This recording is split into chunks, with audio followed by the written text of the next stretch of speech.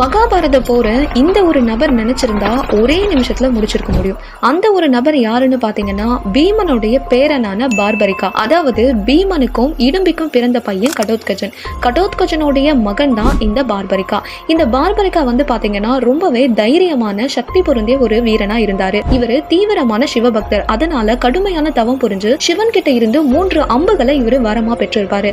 அந்த 3 அம்புகளோட சிறப்பு என்னன்னா, முதல் அம்பு எதை எல்லாத்தையும் அழிக்கணுமோ அது எல்லாத்தையுமே குறி வைக்கும். 2வது அம்பு எதை எல்லாத்தையுமே காப்பாற்றணுமோ அது எல்லாத்தையுமே ப்ரொடெக்ட் பண்ணும். 3வது அம்பை இவர் எய்யும் போது இவர் குறி வச்ச அனைத்தையும் மற்றும் இதர இருக்கக்கூடிய அனைத்தையுமே அழிக்கக்கூடிய சக்தி பொருந்தியது இந்த 3வது அம்பு.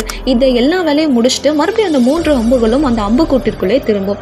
அதனால பார்பரிகாவோட இந்த அபரிவிதமான சக்தியினால குருஷேத்திர போரை ஒரு நிமிஷத்துல முடிச்சிருக்க முடியும்.